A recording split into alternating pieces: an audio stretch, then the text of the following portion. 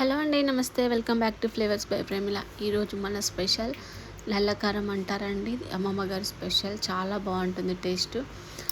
ముందుగా ఒక కడాయి తీసుకొని అందులో మిరపకాయ ఎత్తులు ఉంటాయి కదా, దాన్ని కొంచెం చిన్న మంట మీద ఫ్రై చేసుకున్నాక అందులోనే కొన్ని ధనియాలు అలాగే కొంచెం నూనె కూడా వేసుకొని మీడియం ఫ్లేమ్ మీద మాత్రమే దీన్ని ఫ్రై చేసుకోవాలి. చూడండి, ఈ విధంగా కొంచెం కలర్ అంటూ చేంజ్ అవుతుంది కదా, ఈ విధంగా కొంచెం మంచిగా ఫ్రై అయ్యాక మనం ఇందులోనే యాడ్ చేసుకుందాం కొంచెం జీలకర్ర.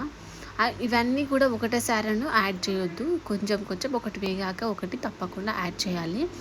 టేస్ట్ అయితే చాలా బాగుంటుంది, ఒకసారి ట్రై చేయండి. ఇది బాలెంతలకు బాగా పెడతారు మా సైడ్ అయితే. ఇందులోనే కొంచెం కరివేపాకులు కూడా వేసుకొని కరివేపాకు మొత్తం మంచిగా ఫ్రై అయ్యేంత వరకు కూడా మీడియం టు స్లో ఫ్లేమ్ మీద మాత్రమే ఫ్రై చేసుకోవాలి. చూడండి, ఈ విధంగా ఫ్రై అయిపోయినాయి కదా. ఇందులోనే మనం లాస్ట్ మిరపకాయలు ఉంటాయి కదా, ఎండు మిరపకాయలు ఆల్రెడీ ఇత్తులన్నీ యాడ్ చేసాం. సో ఇప్పుడు బయట ఉన్న మిరపకాయలు కూడా యాడ్ చేయాలి.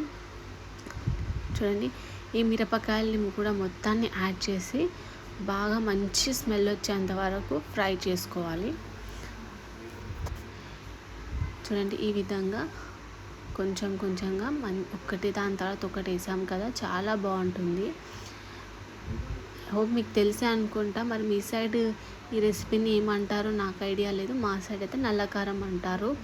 చాలా బాగుంటుంది. చూడాలి, ఈ విధంగా అయ్యాక మనకు ఆయిల్ సరిపోకపోతే మాత్రమే చిన్న ఒక టేబుల్ స్పూన్ తోటి మనం యాడ్ చేసుకుంటూ ఉండాలి. ఈ విధంగా అయిపోయాక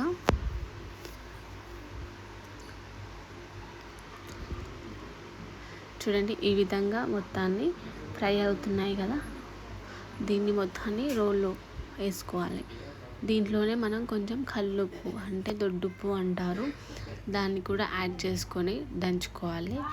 ఇది మనం మిక్సీ కూడా పట్టవచ్చు, కాకపోతే అమ్మమ్మ ఎప్పుడు రోట్లోనే దంచుతుంది కాబట్టి నేను రోట్లో వేసి దంచుతున్నారు. దీంట్లో మనం మిక్సీ పట్టే ముందు ఇంకొంచెం చింతపండు ఒక తిప్పాక కొంచెం ఫైనల్ స్టేజ్లో కొంచెం వెల్లుల్లి రెబ్బలు కూడా వేసుకొని మిక్సీ పట్టాలి. ఇది దంచుతున్నాం కాబట్టి మనం మొత్తం ఇది మంచిగా అయిపోయాక మనం చింతపండు కానీ వెల్లుల్లి కానీ మనం ఫైనల్గా వేసుకోవాలి.